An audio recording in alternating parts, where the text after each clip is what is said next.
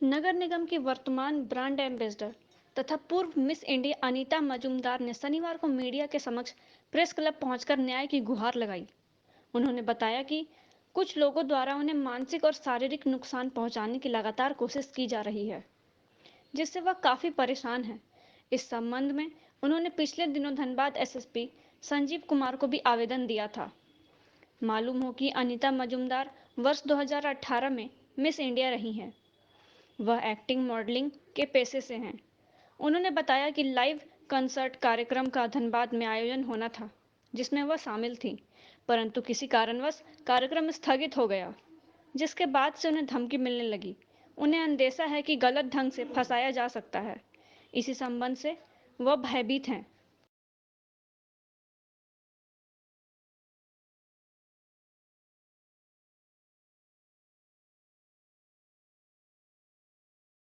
मिल रहा धमकी?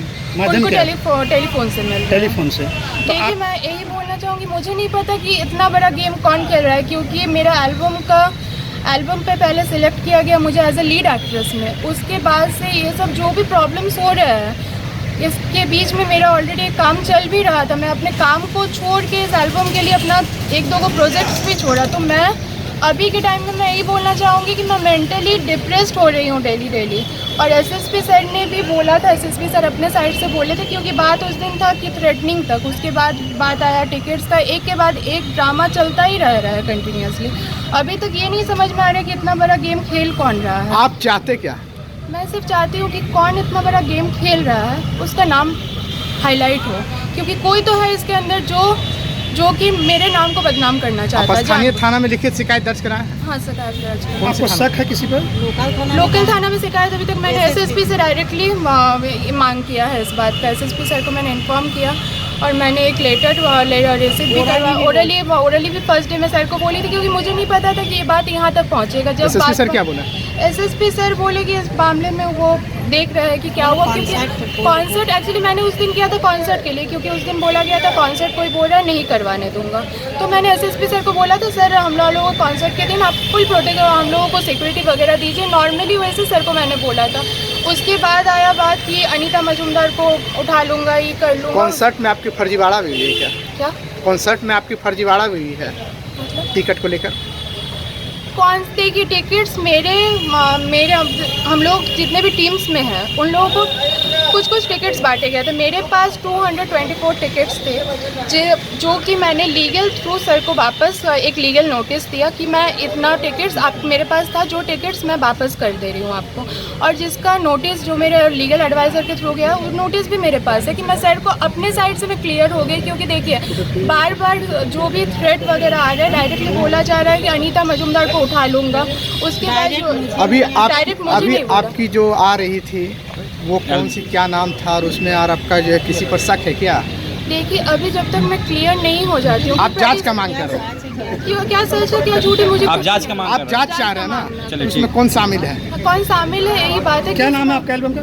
मेरा ओ हीड़िए गाना है। एल्बम का साइद मालिया के थ्रू ये एल्बम लॉन्च, ओ हीड़िए गाना है ये एल्बम। कुछ टाइम पहले मैं एसएसपी ऑफिस गई हुई थी, क्योंकि आई थिंक 2-3 दिन पहले का ही बात होगा। उस दिन मैंने कोई बाइट नहीं दिया था, 14th का। और उस दिन मैंने कोई, वहाँ पर भी आप लोग गए थे, लेकिन मैंने उस दिन कुछ बाइट नहीं दिया था।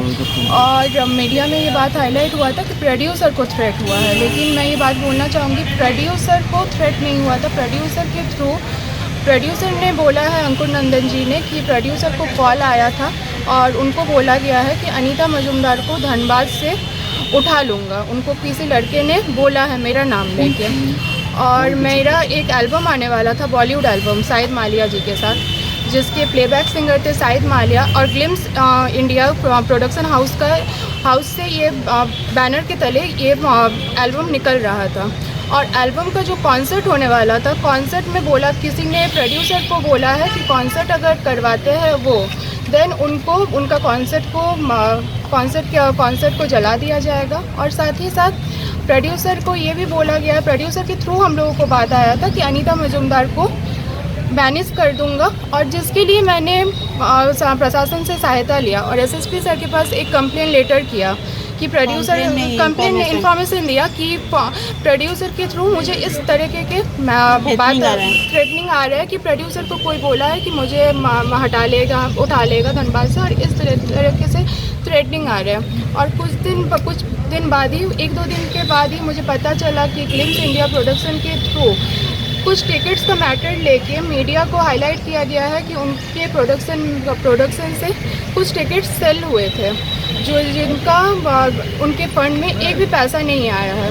प्रोड्यूसर के द्वारा हम लोगों को कुछ टिकट्स डिस्ट्रीब्यूट किए गए थे जिसमें 224 टिकट्स मेरे पास भी थे, और वो सब टिकट्स को मैंने प्रोड्यूसर को लीगल थ्रू वापस किया, क्योंकि मैं नहीं चाहती हूँ कि ये गेम कौन खेल रहा है मुझे अभी तक नहीं समझ में आ रहा है। तो इसलिए मैंने लीगल थ्रू जाके उनको टिकट्स भी वापस कर दिया, क्योंकि मैं नहीं चाहती हूँ कि कल जाके कोई भी एलिगेशंस मेरे ऊपर उठे कि टिकट्स के माध्यम से हो, थ्रेटनिंग के माध्यम से हो, क्योंकि अभी मैं बहुत ही ज़्यादा मेंटल टॉर्चर से गुजर रही हूँ, क्योंकि पर डे मुझे आपके प्रोड्यूसर का नाम क्या?